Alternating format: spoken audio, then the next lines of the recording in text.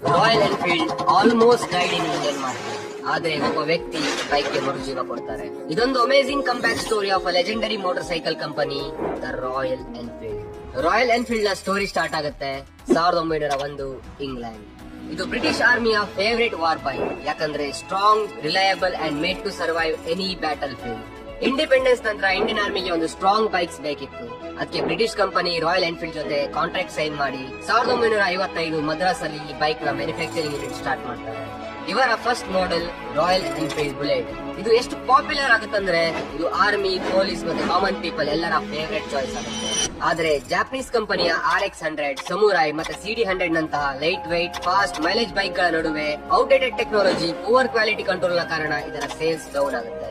ಇದರಿಂದ Royal Enfield almost close ಆಗೋ situation ಗೆ ಬರುತ್ತೆ.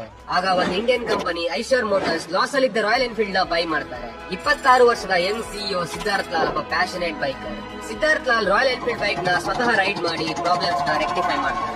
ಹಾರ್ಲೆ ಡೇವಿಡ್ಸನ್, ಡುಕಾಟಿ ಮತ್ತೆ ಟ್ರಯಂಫ್ ನ ಎಕ್ಸ್ ಇಂಜಿನಿಯರ್ಸ್ ಮತ್ತೆ ಡಿಸೈನರ್ಸ್ ನ ಹೈರ್ ಮಾಡಿ ರಾಯಲ್ ಎನ್ಫೀಲ್ಡ್ ನ ರೀಡಿಸೈನ್ ಮಾಡ್ತಾರೆ.